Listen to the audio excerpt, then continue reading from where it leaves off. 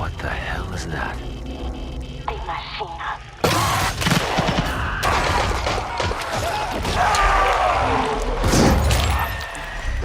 When I think of the Call of Duty Zombies experience, my mind always jumps to the best version of the infamous mode I can remember.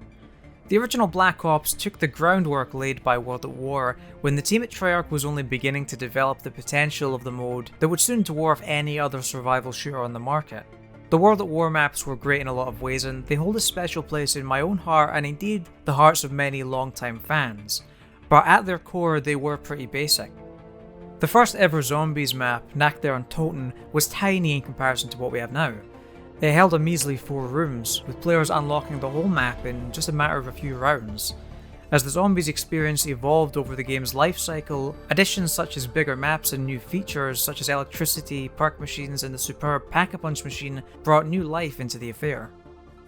All those additions and evolutions were fantastic, but it wasn't until Black Ops, Treyarch's next game, that the mode truly reached its potential. It took what was so good about World at War's Horde mode, the level design, the perks, the Easter eggs, and took the logical steps to improve upon those features. Level design became less formulaic, perks were expanded to utilise the new game's features and advancements, and Easter eggs were turned into entire plot lines for you to discover. I was absolutely enamoured with it.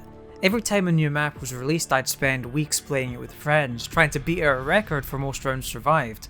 Those were some of the best gaming experiences of my life, but it didn't last longer than that year. A large part of that was due to growing up, I'll admit, but it was also because of the ways Treyarch tried to reinvent the mode. Black Ops 2 made a notable effort with Transit, a collection of smaller maps connected by an ever-moving bus network. It was new and different, but it wasn't zombies. Not really.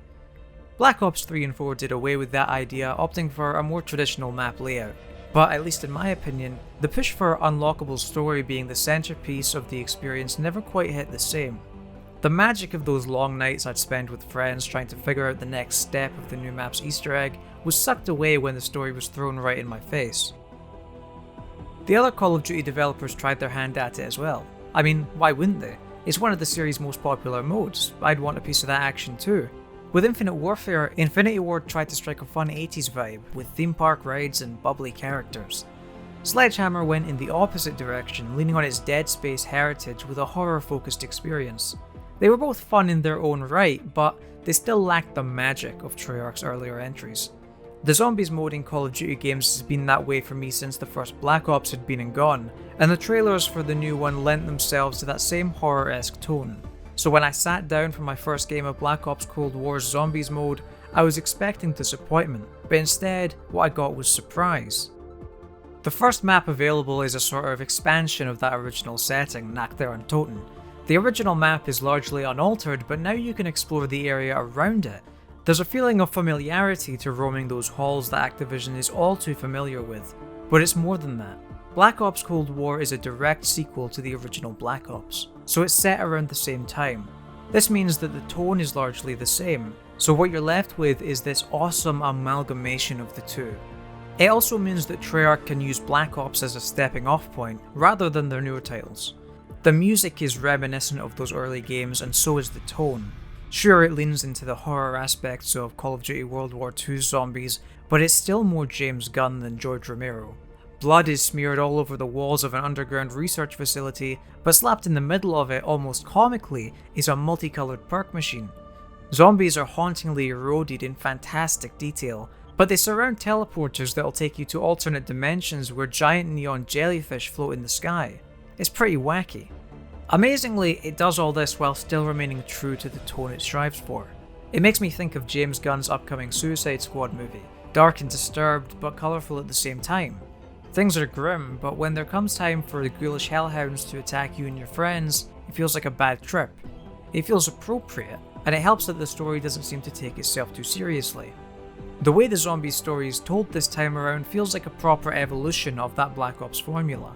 Narrative takes center stage for a lot of the experience during the early rounds, but only really directs you to building the Pack-a-Punch machine, and leaves the rest up to you. It feels like a nice middle ground between the hidden story of the early titles and the narrative-focused approach of the newer ones. Where this game truly shines, however, is in its level design.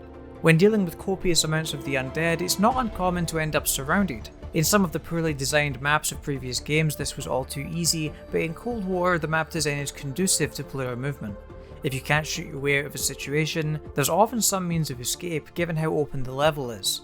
It means you feel like you can survive a long time if you know what you're doing and don't get cornered. When it comes to shooting your way out, Cold War refines that sense of satisfaction that comes with mowing down huge hordes of the undead. And there's nothing more satisfying than shooting chunks out of decomposing Nazis. The punchy weapons feel like they could be fired for hours on end without becoming dull, and the zombies themselves feel less sturdy than before. The reanimated baddies literally crumble after a large enough dose of lead, with whole body parts falling off before death, and that's certainly appealing to watch. Cold War also innovates in some meaningful ways.